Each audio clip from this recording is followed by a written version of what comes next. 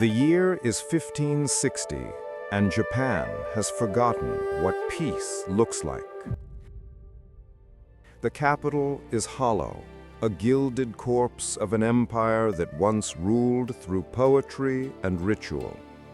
Now the courtiers whisper prayers they no longer believe, while beyond the mountains, the provinces burn. This is the Sengoku Jidai, the age of warring states. And in this fractured nation, where loyalty lasts only as long as fortune smiles, the stage is being set for the most calculated betrayal in Japanese history. For nearly 2 centuries, the Ashikaga shogunate had ruled from Kyoto, balancing the will of the emperor with the swords of the samurai. But by the mid-16th century, that illusion of balance was gone. The shogun's palace stood empty, its walls scarred with old fires. In the vacuum left by failing government, daimyo, provincial warlords, turned their lands into private kingdoms. Power no longer flowed from the emperor's seal or the shogun's decree. It came from rice, steel, and the men who could command both. Japan was no longer a country, it was a market of ambition, where alliances were brokered like coin and faith could be bought in blood. Out of this chaos rose Oda Nobunaga, the unpredictable lord of Owari province, a man too ruthless to be ignored, too brilliant to be replaced. He saw what others refused to see, that unity could no longer be begged for. It had to be taken. He would rebuild Japan, not through tradition, but through terror and efficiency, an empire of discipline born from ruin. But even Nobunaga, in all his cunning, needed a mind that could give order to his vision, someone who could turn brutality into policy, conquest into stability. He needed a man who understood both the sword and the scroll. That man was Akechi Mitsuhide. Unlike Nobunaga's hardened generals, Mitsuhide was not born from conquest. He was born from collapse. A minor retainer from Mino province, his family's fortunes had already begun to crumble by the time he reached adulthood. He had no castle, no fortune, and no army of his own, just education, wit, and an almost painful sense of refinement. Where other men sharpened their blades, Mitsuhide sharpened his words. He could quote Chinese philosophers, compose verses, and navigate courtly etiquette with precision. But intellect was not enough in a world ruled by force. He spent years as a wandering retainer, a ronin drifting between lords, seeking a master who valued intellect as much as iron. Fate delivered him to Nobunaga's orbit. At first, the 2 men could not have been more different. Nobunaga was raw fire, unpredictable, explosive, impatient. Mitsuhide was calculation, measured, deliberate, the calm after the flame. Yet somehow, they recognized each other. Nobunaga saw in Mitsuhide the administrator he needed, someone who could build what his armies destroyed. And Mitsuhide saw in Nobunaga the vessel through which his discipline and vision could reshape Japan. By the time Mitsuhide entered Nobunaga's service, the Oda clan's rise was unstoppable. Through war, strategy, and calculated terror, Nobunaga seized Kyoto, forcing the emperor and court to acknowledge him as Japan's de facto ruler. But conquest was only half the equation. An empire once taken must be governed, taxed, fed, and secured. That was Mitsuhide's domain. He was entrusted with the Kinai region, the economic heart of Japan, encompassing Kyoto and its surrounding provinces. From there, Mitsuhide became the empire's quiet engine. He organized transport routes, stabilized coinage, and oversaw trade guilds that connected Nobunaga's war machine to the country's wealth.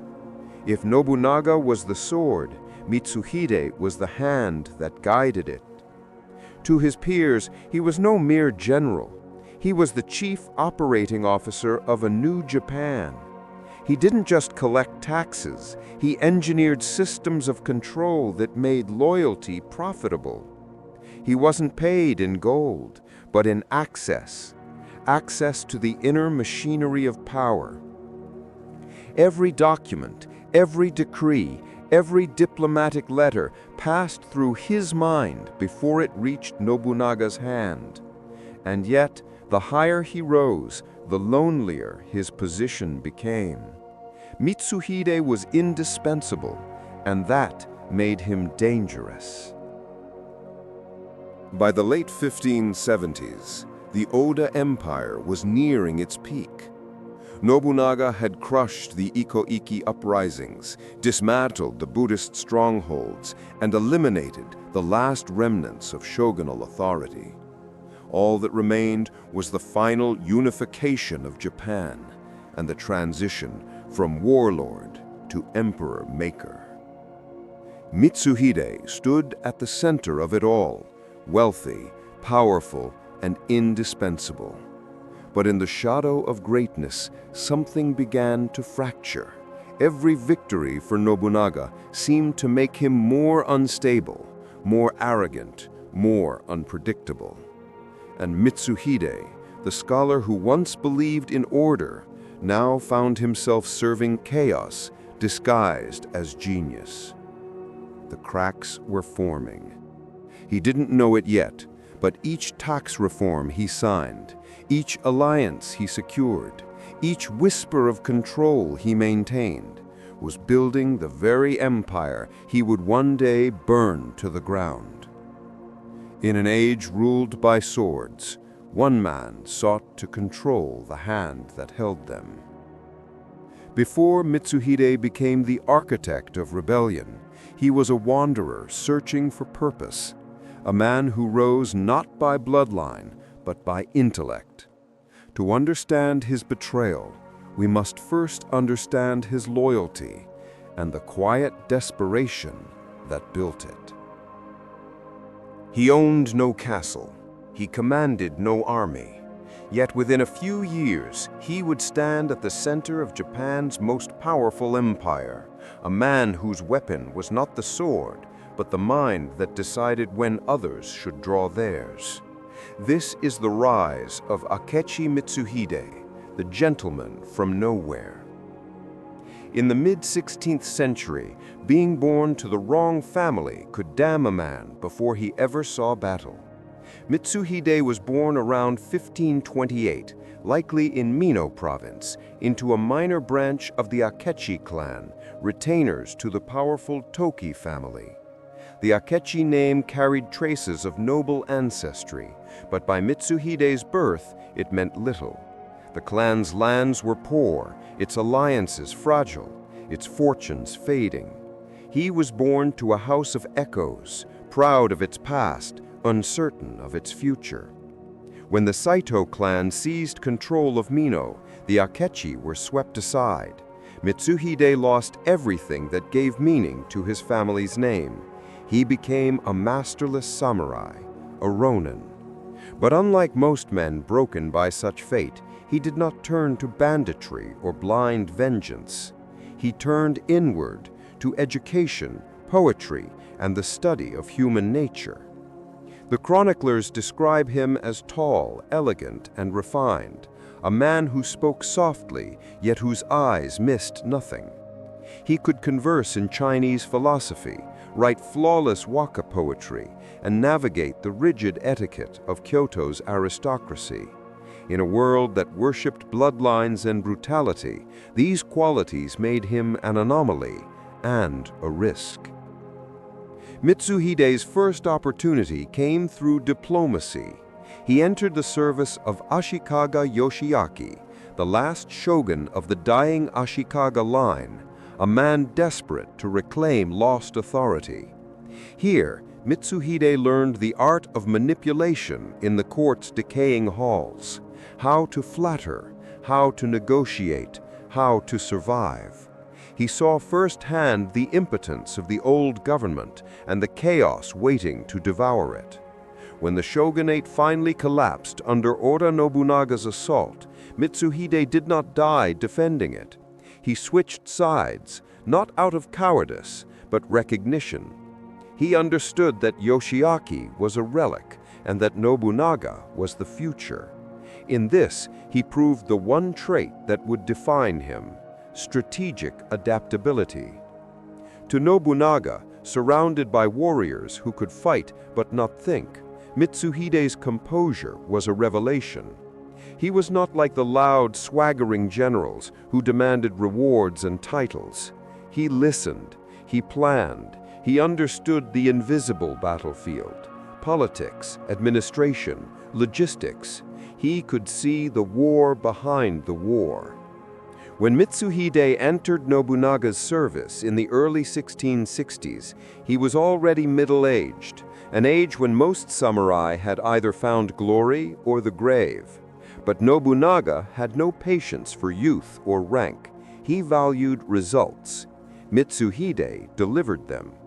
He negotiated with court nobles, reorganized newly conquered provinces, and drafted the legal codes that made Nobunaga's brutal conquests administratively possible. His grasp of governance was unmatched. In less than a decade, he rose from provincial administrator to one of the most trusted members of the Oda inner circle. Nobunaga rewarded him with lands in Sakamoto near Lake Biwa, the gateway to Kyoto, and later entrusted him with the Tonba campaign, where Mitsuhide subdued resistant clans with surgical precision. He was no longer the Ronin poet. He had become a statesman, a governor, and a general. And yet, for all his success, he remained an outsider among Nobunaga's warlords. While men like Toyotomi Hideyoshi and Shibata Katsuhie shared battle-born camaraderie with their lord, Mitsuhide's relationship with Nobunaga was built on utility. He was the man Nobunaga needed, not the man Nobunaga loved. Among Nobunaga's circle, refinement was often mocked. Nobunaga himself despised the pretense of aristocracy, favoring blunt speech and audacious action. To him, Mitsuhide's cultured demeanor was both valuable and irritating. The same elegance that allowed him to deal with nobles made him a target for Nobunaga's ridicule.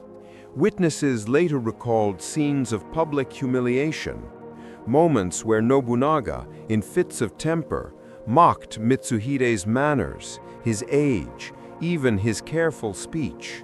In the volatile chemistry of Oda's court, power was maintained through fear, and fear was reinforced by humiliation. Mitsuhide endured it in silence, outwardly calm, inwardly calculating. He believed that endurance was strength. But every insult, every dismissal, every quiet betrayal etched itself deeper into his pride. And pride, once wounded, becomes prophecy. By the early 1570s, Mitsuhide had become indispensable. He governed Kyoto's reconstruction, supervised diplomacy with the imperial court, and kept Nobunaga's reputation clean among the aristocracy while others fought his wars. To the outside world, he was the polished face of Nobunaga's raw ambition. Yet in that very success lay the seed of tragedy, for Nobunaga's world had no place for equals, only tools. And Mitsuhide, who had spent his life believing that reason and loyalty could coexist with power, was about to learn that in the age of the warlords, reason had no throne. He had no bloodline, no army, no inheritance, only intellect. And that was enough to build an empire.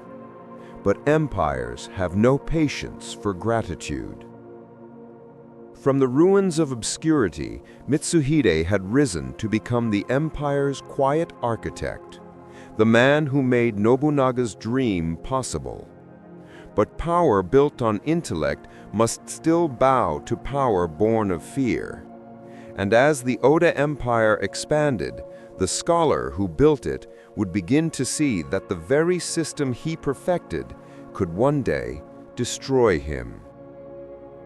Empires are not forged by fire alone. They are held together by men who can turn chaos into order, fear into taxation, and ambition into structure. Oda Nobunaga burned Japan into submission. Akechi Mitsuhide taught it how to function. By the mid-1570s, Oda Nobunaga was no longer a regional lord. He was a storm moving across the map. Provinces fell, temples burned, and rival clans were erased. But victory, as every conqueror learns, breeds a new enemy: administration.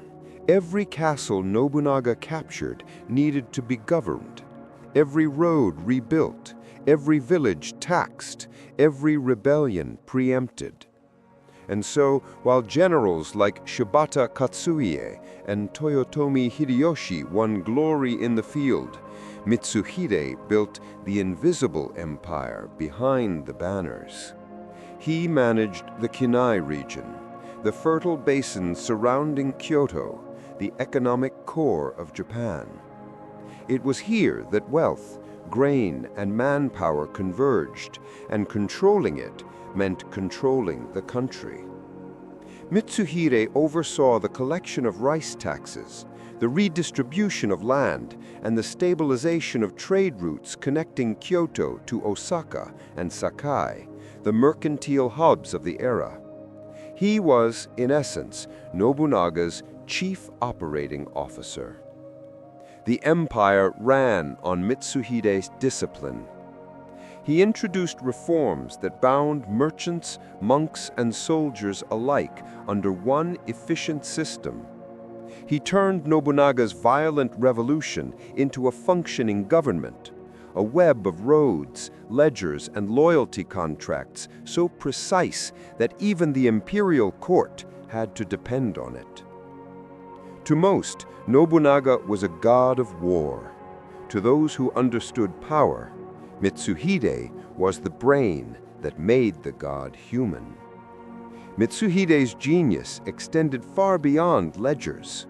He was Nobunaga's chief diplomat, the face sent to negotiate with the imperial court, the temples, and surviving fragments of the old aristocracy. Where Nobunaga's temper and arrogance would have scorched the delicate web of politics, Mitsuhide's courtesy and erudition soothed it. He secured imperial titles that legitimized Nobunaga's rule, and he handled the affairs of Kyoto's nobility, making sure the emperor's court, though powerless, remained a symbolic tool of Oda authority. It was Mitsuhide who balanced the paradox of Nobunaga's reign: barbarism crowned with elegance. He also maintained relations with foreign missionaries, the Portuguese Jesuits who brought guns, gold, and a new religion. He dealt with them cautiously, respecting their knowledge while ensuring their influence remained under Oda control.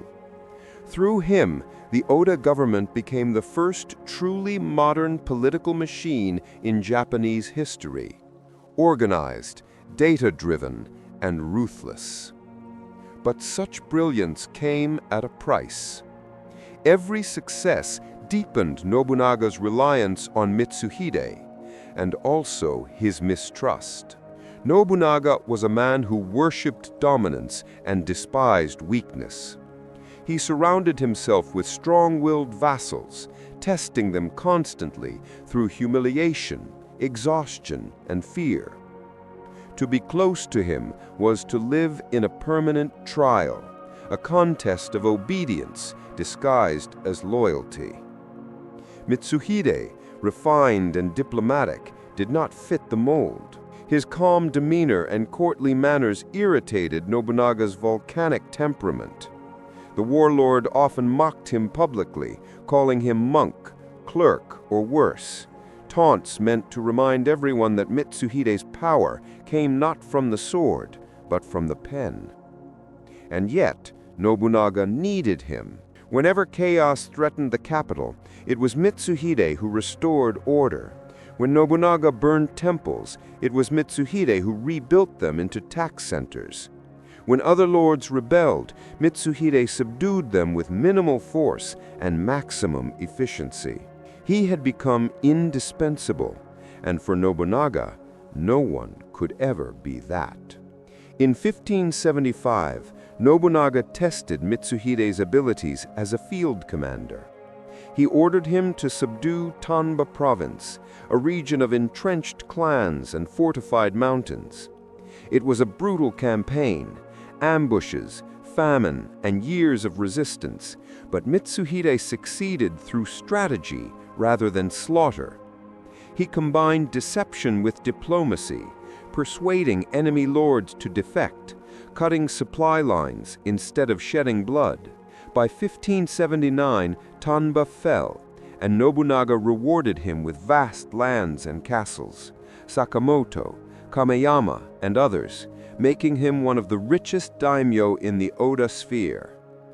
But victory had a shadow. The war devastated his personal life. During negotiations with the Hatano clan, Mitsuhide's mother, used as a diplomatic hostage, was reportedly executed after Nobunaga broke faith with the enemy.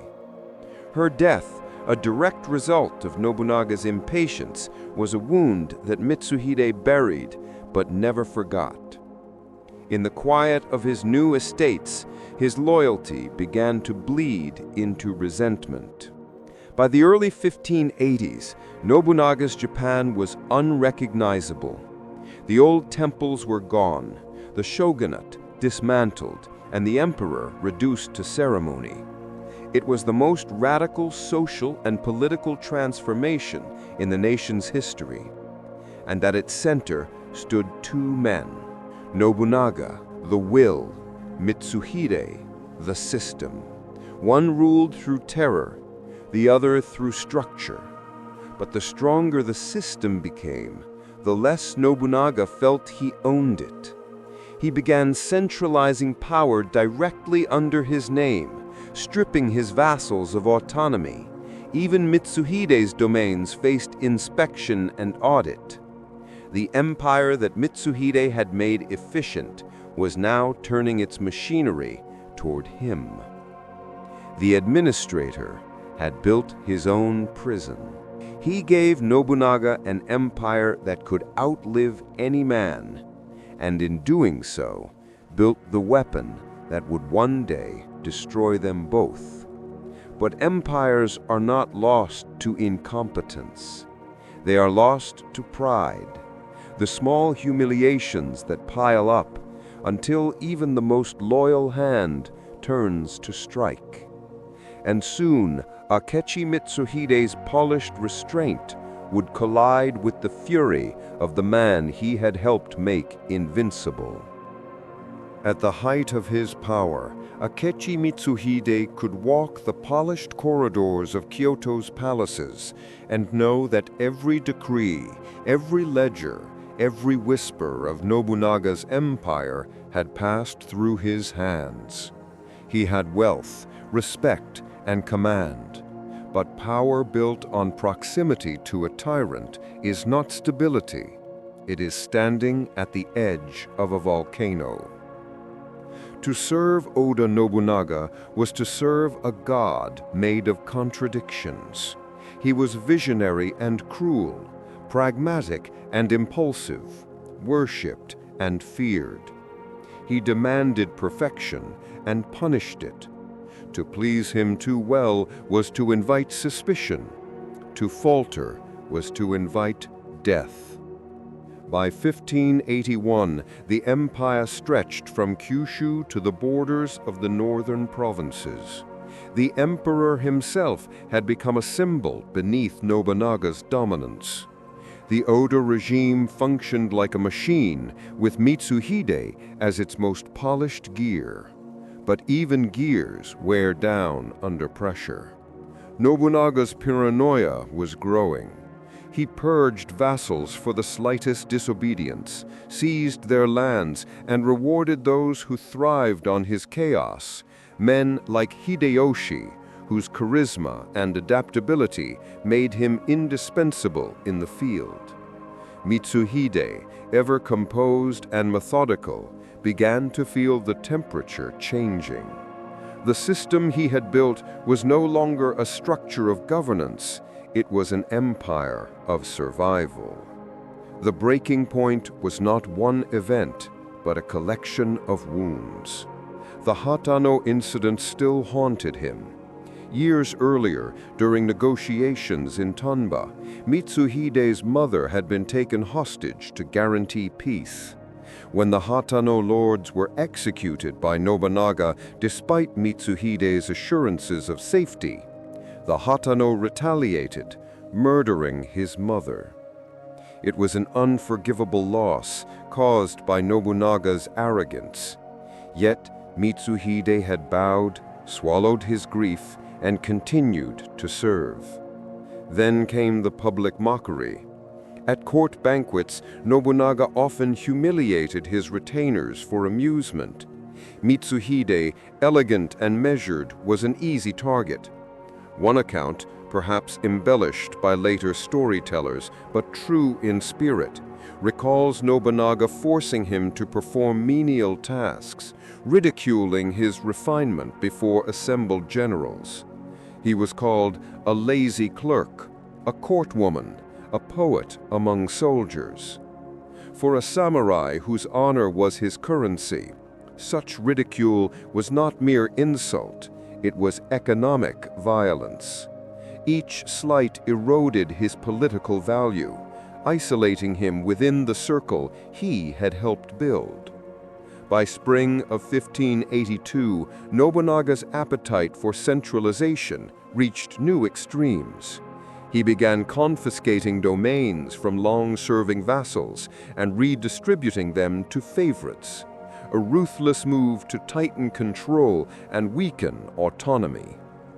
Whispers reached Mitsuhide that his lands in Tonba might be next.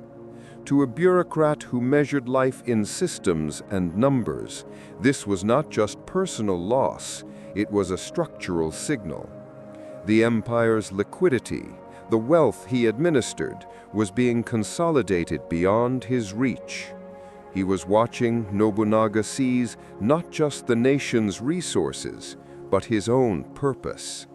Nobunaga had no heirs who could temper him, no counsel that could restrain him. He saw himself as the divine hand of destiny, and Mitsuhide, the man who once translated that destiny into policy, now saw it turning into tyranny. In a private letter preserved by later chroniclers, Mitsuhide is said to have written, "The world trembles at one man's whim. If the heavens permit, this must change." Whether the letter was genuine or apocryphal, the sentiment captures what history cannot deny. The scholar was beginning to think like a conspirator. For all his calculation, Mitsuhide was still human, and that humanity was precisely what made his breaking point inevitable. He had endured humiliation, loss, and erasure in silence, believing that loyalty was the highest virtue.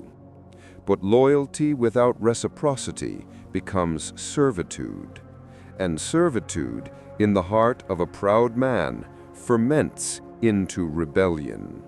Nobunaga's court had no shortage of enemies, but none who knew him better than Mitsuhide. He had studied his habits, his weaknesses, his unpredictability. He knew that beneath the armor of genius was a man who believed himself untouchable. That belief would be his vulnerability. The mirror that Mitsuhide had polished for 2 decades, reflecting Nobunaga's glory, was beginning to crack. and when it shattered, it would reveal the reflection Nobunaga never wanted to see, the face of his own creation. In May of 1582, Nobunaga summoned Mitsuhide to Kyoto. The order was simple: assist Hashiba, Toyotomi Hideyoshi, in his campaign against the Mori clan in western Japan. It was a standard military assignment, but for Mitsuhide, it was also a window. He would march west with his troops, carrying the logistical authority of the empire. He would have freedom of movement, access to resources, and command over men loyal to him personally. He would also know Nobunaga's exact location, Kyoto's Honnō-ji temple, where the warlord planned to rest before continuing his campaign. Unguarded, unprepared, vulnerable. The decision that would shake Japan for centuries was not made in passion, but in arithmetic. The numbers no longer balanced.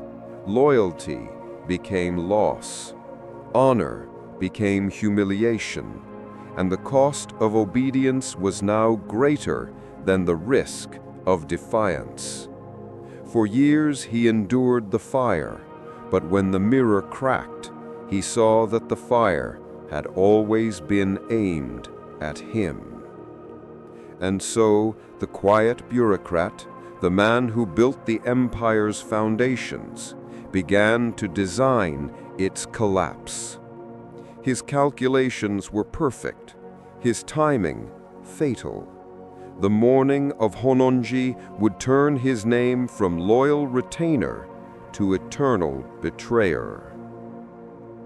June 21, 1582, Kyoto. Dawn rises quietly over the tiled roofs of the capital, painting the clouds in pale vermilion. In a small temple called Honnoji, Oda Nobunaga, Japan's most feared warlord, is at ease for the first time in years. He believes the nation is finally his. Outside the city, the sound of marching grows louder. It is not an enemy from afar.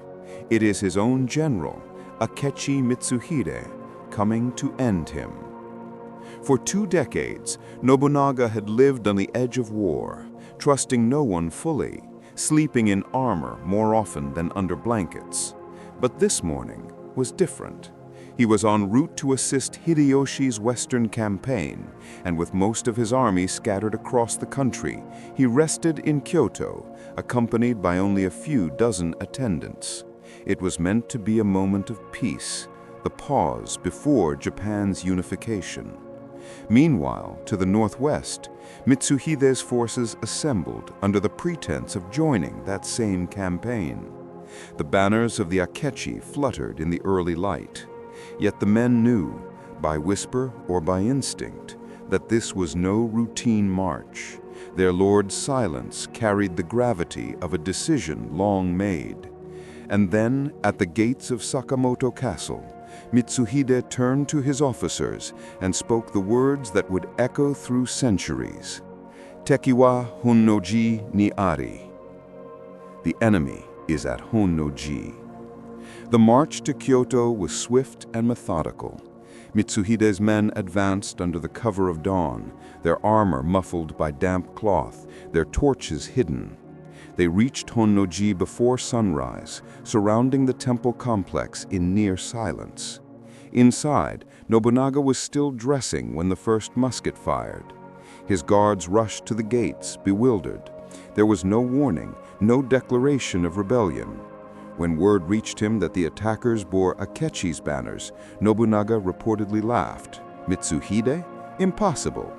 But disbelief turned to fury as the volleys intensified.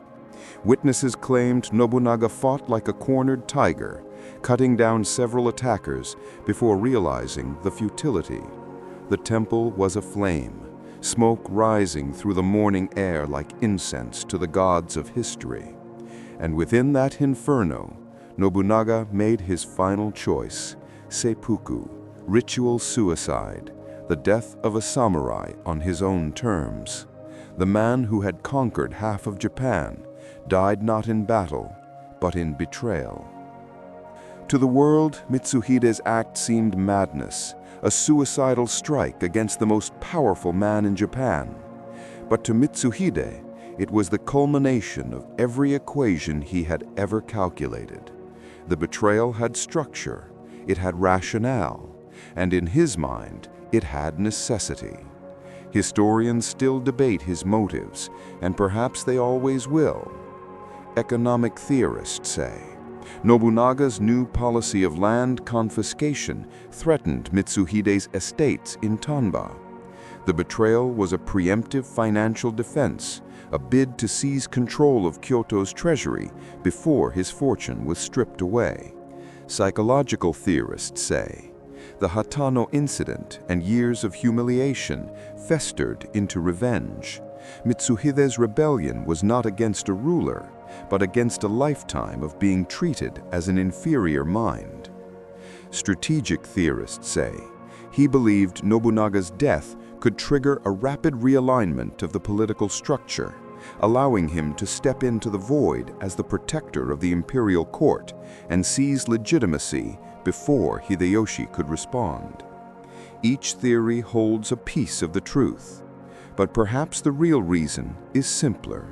Mitsuhide had reached the point where loyalty no longer outweighed survival.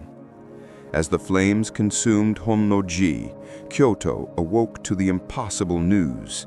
Nobunaga was dead. The people poured into the streets, unsure whether to mourn or hide. Some whispered that Mitsuhide had liberated Japan from a tyrant. Others called him a monster. At the Myokaku-ji temple, Mitsuhide received word that Nobunaga's heir, Nobutada, had also been attacked and forced to commit seppuku. The Oda lineage, for the moment, was leaderless. The chessboard was clear. Standing in the temple courtyard, Mitsuhide is said to have murmured, "Now the realm is mine." It was not arrogance, it was arithmetic. The architect had finally taken ownership of the empire he had built. But the problem with fire is that it burns faster than it spreads.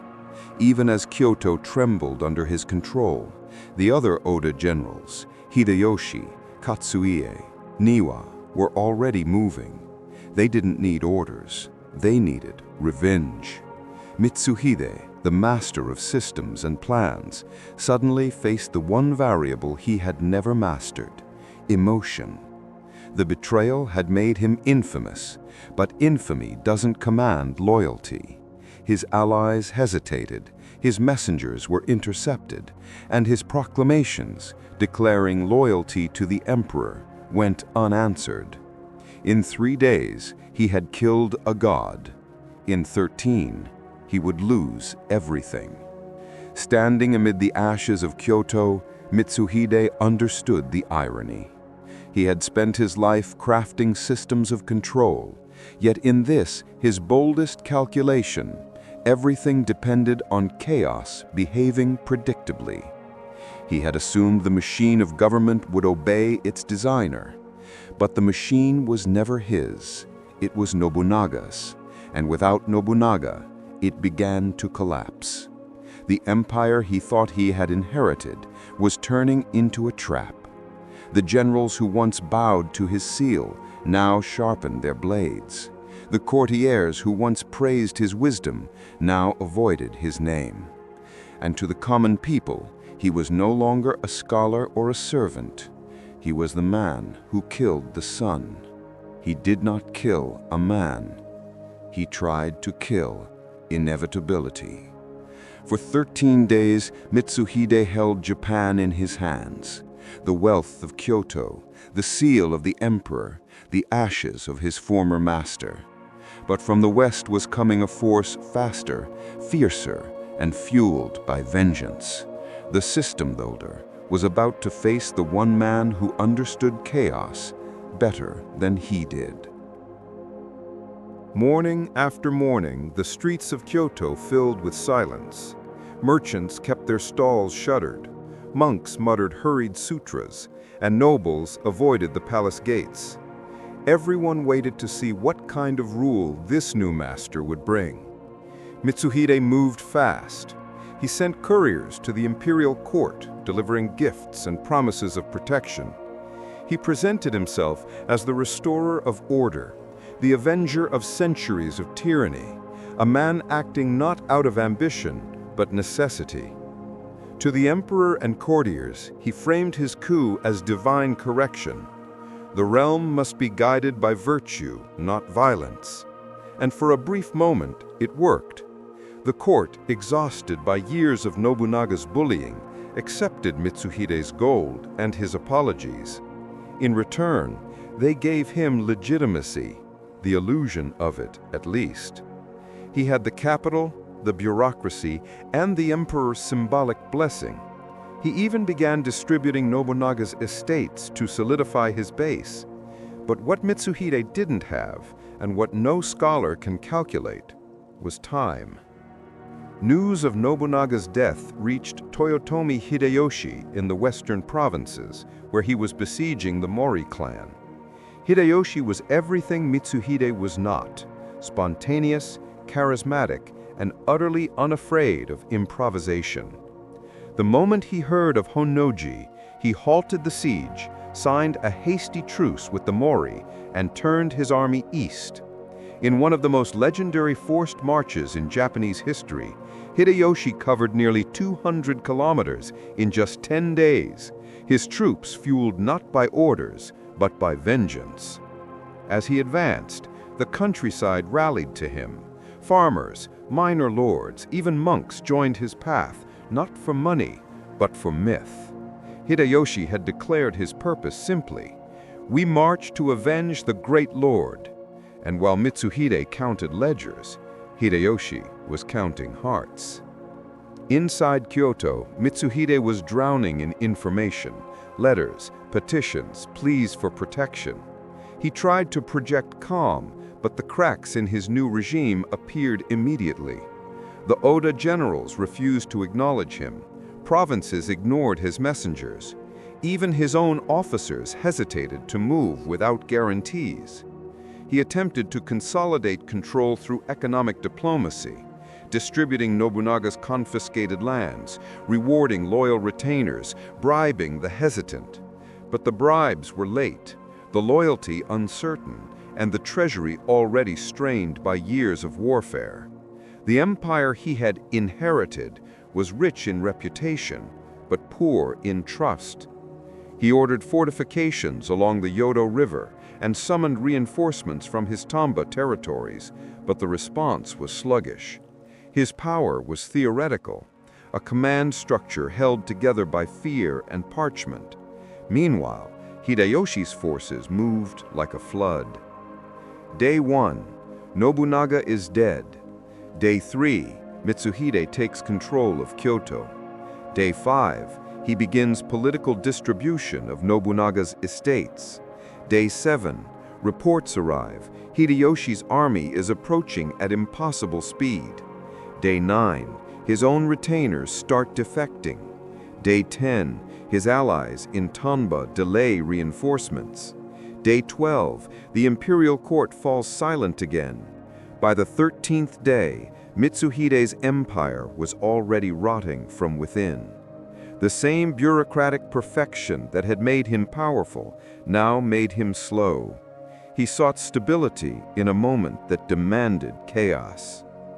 It is tempting to call Mitsuhide's plan arrogant, but arrogance was not his sin. It was miscalculation.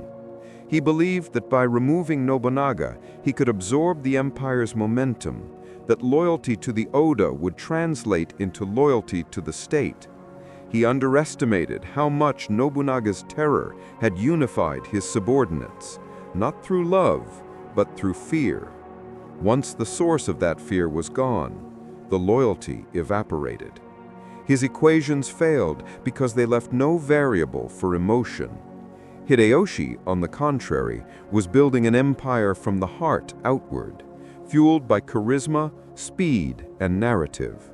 He told his men they were part of divine justice, Mitsuhide told his men they were maintaining administrative order, and in a nation addicted to spectacle, justice would always move faster than order. On June 30th, 1582, the two forces met near Yamazaki, just southwest of Kyoto. Hideyoshi's army had arrived days earlier than anyone thought possible, already controlling key high ground and supply routes.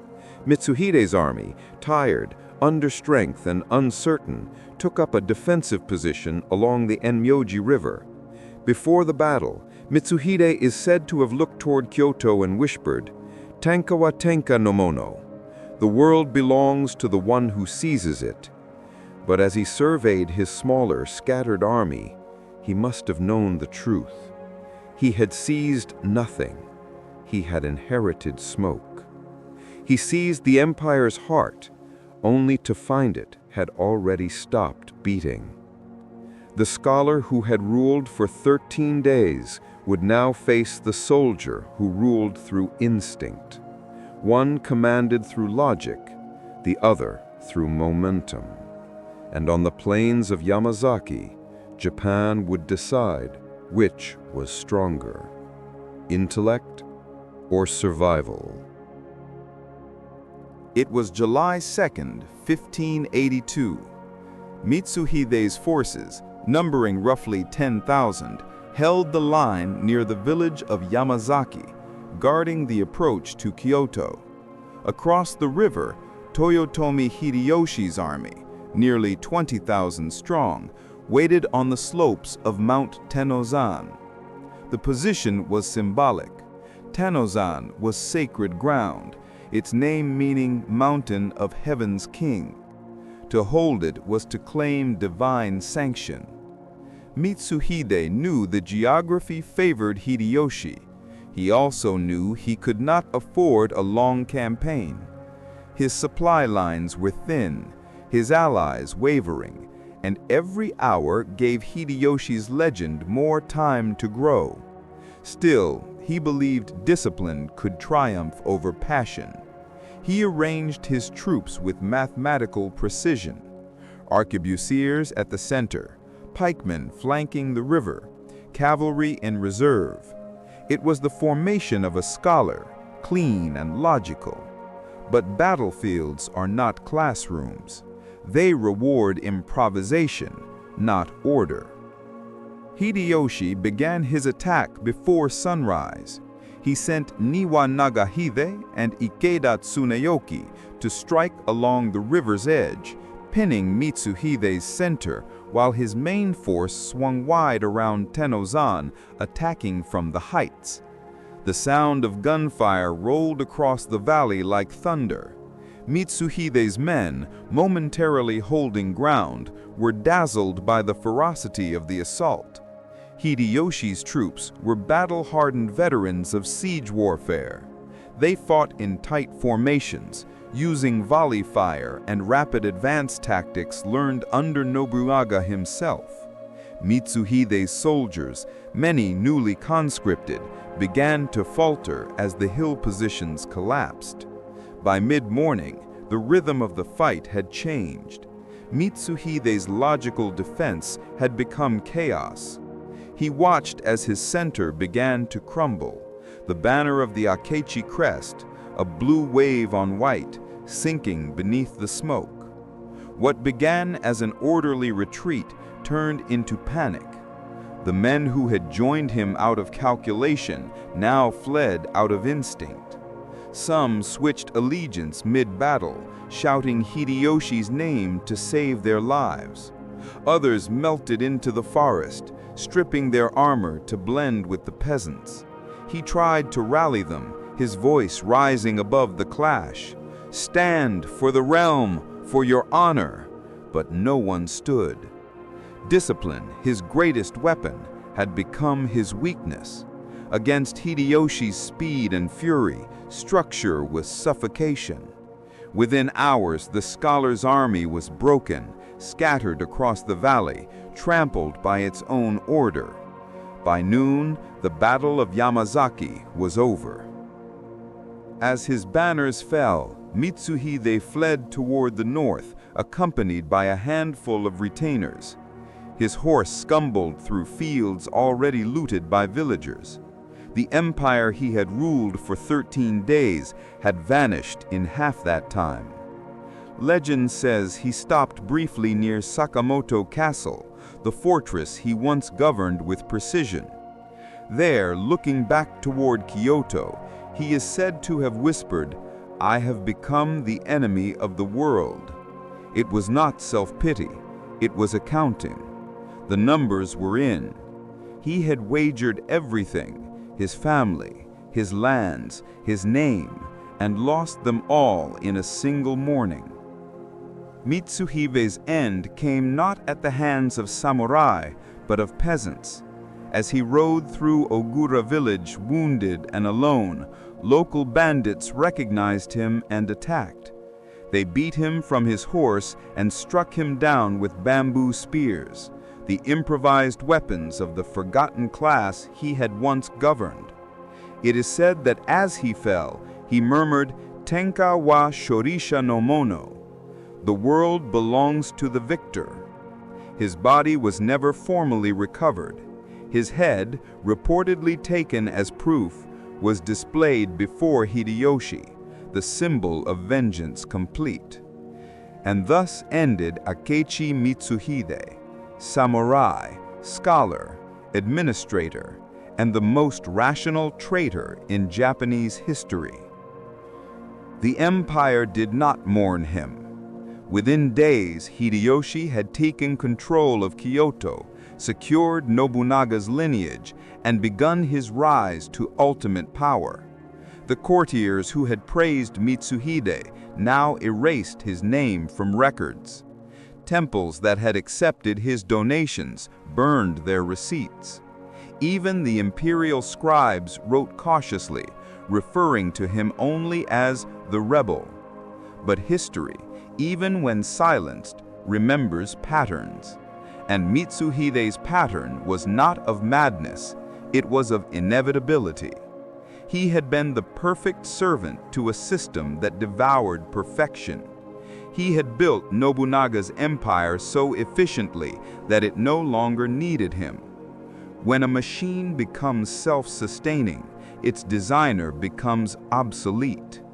He gambled not for power, but for balance, and in doing so, proved that intellect without timing is only another form of blindness. But even death could not erase his echo. In the centuries that followed, Akechi Mitsuhide's name would shift from villain to enigma, from betrayer to philosopher. Some claimed he never died at all, that he walked away from the flames, shedding his name like armor, to become something else entirely. The smoke of Yamazaki drifted away, and Japan exhaled. Akechi Mitsuhide was gone, slain in the mud by peasants, his dream dissolved like morning mist. But the man refused to die where his body fell. History could never bury him because the idea of him, the rational traitor, the loyal rebel, the thinker who tried to rewrite power, haunted Japan for centuries to come. Hideyoshi's men scoured the countryside for Mitsuhide's remains, but none could say with certainty where he was buried. The chronicles give us fragments, a head displayed, a body burned, ashes scattered, but even these are uncertain. And into that uncertainty crept legend.